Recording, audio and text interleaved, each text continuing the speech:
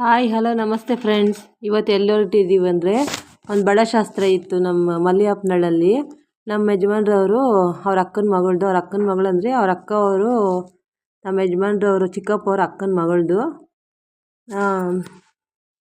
ಹಾಗೆ ಹೋಗಿ ಬಳೆ ಶಾಸ್ತ್ರದಲ್ಲಿ ಬಳೆ ಎಲ್ಲ ತೊಟ್ಕೊಂಡು ಅರಿಶಿನ ಕುಟ್ಟಬೇಕಲ್ವ, ಅದಕ್ಕೆ ಅರಿಶಿನ ಕುಟ್ತಾಯಿದ್ದೀವಿ. ನಾವು 3 ಜನ, ನಾವು 4 ಜನ ಹೋಗಿದ್ದಿದ್ದು. ಅವ್ರ ಚಿಕ್ಕಪ್ಪನ, ನಮ್ಮ ಯಜಮಾನ್ರವರು ಅವ್ರ ಚಿಕ್ಕಪ್ಪನ ಮಕ್ಕಳು ಮತ್ತು ಅವರು ಸೊಸೆಯಂದಿರು ಮತ್ತು ಅವ್ರ ಮೊಮ್ಮಗಳು ಎಲ್ಲ ಹೋಗಿದ್ದೀವಿ. ಎಲ್ಲ ಹೋಗಿ ಮತ್ತು ಎಲ್ಲ ಸೆಲ್ಫಿ ಎಲ್ಲ ತೊಗೊಂಡಿದ್ದಾಯಿತು. ಒಂದು ಫೋಟೋಸ್ ತಕ್ಕೊಂಡು ಊಟ ರೆಡಿ ಆಗಿತ್ತು. ಊಟ ತಿಂತಾಯಿದ್ದೀವಿ. ಕಾಳು ಸಾರು, ಮುದ್ದೆ, 1-2 ಥರ ಪಲ್ಯ ಮಾಡಿದರು. ತುಂಬ ಚೆನ್ನಾಗಿತ್ತು. ಕಾಳು ಸಾಂಬಾರು ಮತ್ತು ತುಂಬ ಟೇಸ್ಟಿಯಾಗಿತ್ತು.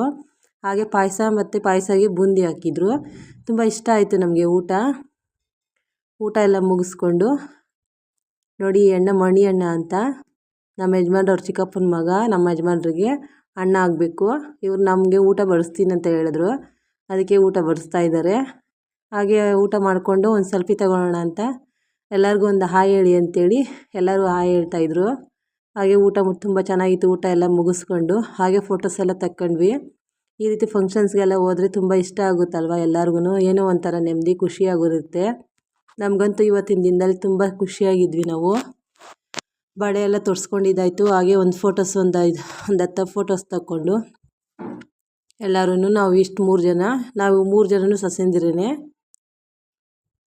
ಇವರು ನಮ್ಮ ಯಜಮಾನ್ರವ್ರ ಚಿಕ್ಕಪ್ಪನ ಸೊಸೆಯರು, ನಾನು ಅವರು ದೊಡ್ಡಪ್ಪ ಅವ್ರದ್ದು ಸೊಸೆ.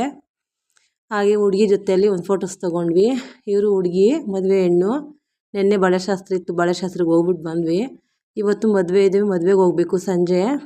ಬಳೆ ಶಾಸ್ತ್ರದಲ್ಲಿ ನೋಡಿ, ಬಳೆ ಎಷ್ಟೊಂದು ಬಳೆ ಇದೆ ಅಲ್ವಾ. ಇವರು ಫೋಟೋಗ್ರಾಫರು, ತುಂಬ ಚೆನ್ನಾಗಿ ಮಾತಾಡಿಸ್ತಾರೆ.